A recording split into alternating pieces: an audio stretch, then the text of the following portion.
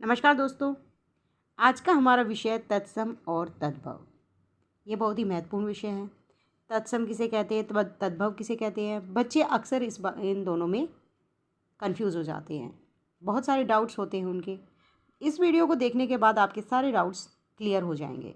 दोस्तों, वीडियो को अंत तक ज़रूर देखिएगा और हमारे चैनल पर नए हैं तो हमारे चैनल को सब्सक्राइब करना ना भूलें। तत्सम किसे कहते हैं? तत् जमा सम, दो शब्दों से मिलकर तत्सम बनता है। तत् का अर्थ होता है उसके और सम का अर्थ होता है समान या जैसा, उसके समान या उसके जैसा। अब यहाँ पर बात बनती है कि उसके क्या होता है। उसके का अर्थ होता है संस्कृत, मतलब संस्कृत के जैसा या संस्कृत के शब्दों के समान। तत्सम का मतलब ये हुआ कि जो संस्कृत के शब्द हैं उन शब्दों का ज्यों का त्यों हिंदी में प्रयोग किया जाता है तो हम उन शब्दों को तत्सम शब्द कहते हैं। बिना किसी बदलाव के हिंदी में ऐसे के ऐसे संस्कृत शब्दों का प्रयोग तत्सम शब्द कहलाते हैं। अगला है कि तद्भव किसे कहेंगे। तद्भव शब्द जो है वो तत् और भव से मिलकर बना है। तत् का अर्थ होता है उसके और भव का अर्थ होता है बनना या होना, परिवर्तित करके बनाया जाता है। इसका मतलब उसके शब्दों को परिवर्तित करके बनाया गया शब्द तद्भव कहलाता है। अब ये उसके क्या है? संस्कृत ही है। उसके का मतलब यहाँ भी मतलब संस्कृत के शब्दों को परिवर्तित करके जो नए शब्द बनते हैं उन्हें तद्भव शब्द कहलाते हैं। आप जैसे देखिए, तत्सम और तद्भव की पहचान की ट्रिक यहाँ पर दी गई है, जिन्हें देखने के बाद आप आसानी से बता सकते हैं कि कौन सा शब्द तत्सम है और कौन सा तद्भव। पहला है, तत्सम शब्द में श क्षत्रिय और तद्भव शब्द में ख वर्णों का प्रयोग किया जाता है। तत्सम शब्द देखिए, जो संस्कृत के शब्द हैं अक्षी, इक्षु, शीर, शार और कुशी। अब हिंदी में इन्हें कैसे लिखेंगे? अक्षी को आँख, इक्षु को ईख, शीर को खीर और शार को खार और कुशी को कोक। प्राय तत्सम में श शलगम और तद्भव में स सपेरा का प्रयोग किया जाता है। कुछ उदाहरण देखते हैं इनके हम। देखिए, तत्सम और तद्भव शब्द, इनके भी कुछ उदाहरण। शुंड, शुक, श्यामल, शाक, स्वसुर, ये हमारे कौन से शब्द हैं? तत्सम, मतलब संस्कृत के शब्द।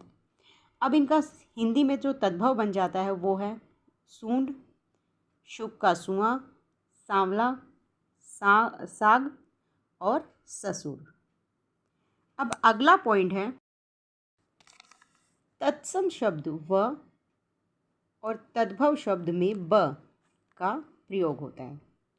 देखिए, जो तत्सम शब्द जिनमें व शब्द का प्रयोग है वे सारे तत्सम हैं और व की जगह पर हम हिंदी में ब का प्रयोग कर रहे हैं तो वे तद्भव शब्द हुए।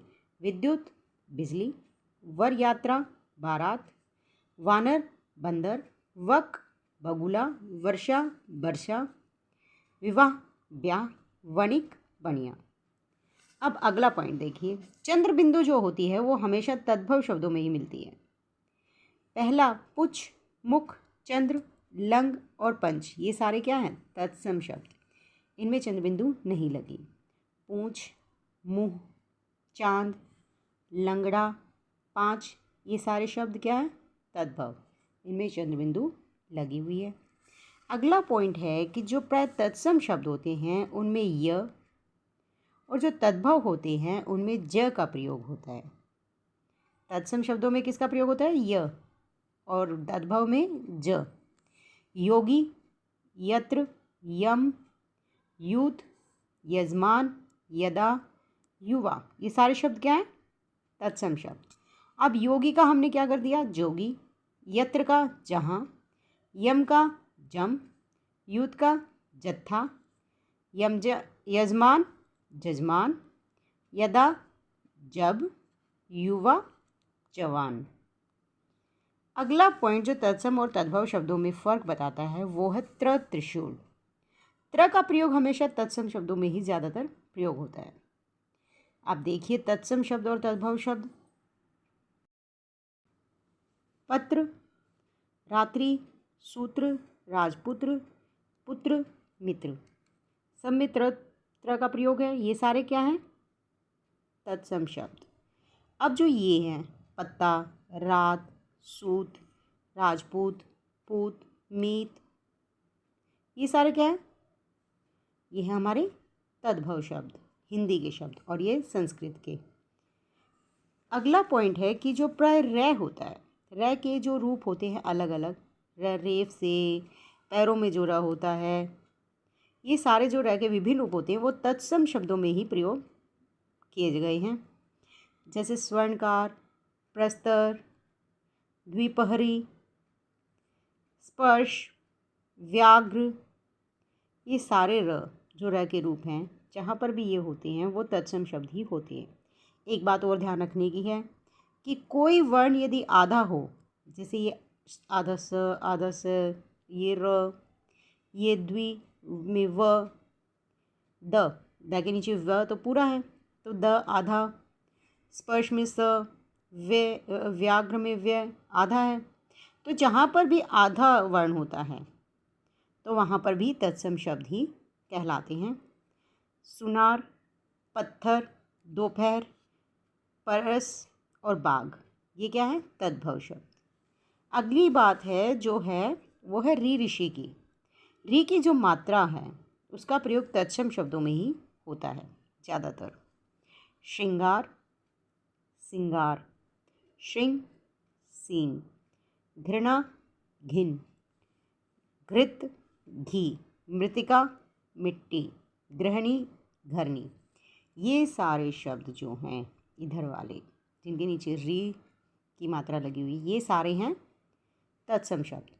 और यहाँ पर ये शब्द क्या है? हमारे तद्भव शब्द। दोस्तों, तद्भव और तत्सम में जो भेद है वो करने का एक छोटा सा तरीका और भी है इन सब चीज़ों को देखने के बाद। वो है जब हम उच्चारण करते हैं तो हम ध्यान देते हैं कि जो हिंदी के शब्द होते हैं तद्भव शब्द, उनको हम बहुत आसानी से बोल सकते हैं, किसी प्रकार का जोर उस पर नहीं पड़ता। जैसे सिंगार, सींग, घिन, घी, मिट्टी, धरनी, सुनार, पत्थर, दोपहर बड़ी आसानी से बोल पाते हैं। तो हिंदी के जो शब्द होते हैं तद्भव शब्द, हम उनको बहुत आसानी से पहचान लेंगे बोलकर। अगर हम आसानी से बोल पाते हैं तो वो है तद्भव शब्द। लेकिन अगर उन शब्दों को बोलने में जीभ पर जोर पड़ता है तो वो होंगे हमारे तत्सम शब्द। जैसे प्रस्तर, द्विपरी, श्रृंगार, श्रृंग, घृणा, बोलकर देखिए इन पर जोर पड़ता है और ये आसानी से बोले जाते हैं। तो जो शब्द आसानी से बोले जाते हैं वो हिंदी के तद्भव शब्द हैं, और जिन्हें बोलने में जीभ पर जोर पड़ता है वो संस्कृत के तत्सम शब्द हैं। दोस्तों, वीडियो अच्छी लगी हो तो हमारे चैनल को सब्सक्राइब ज़रूर कीजिएगा और हमारे वीडियो को लाइक शेयर करना ना भूलें। धन्यवाद।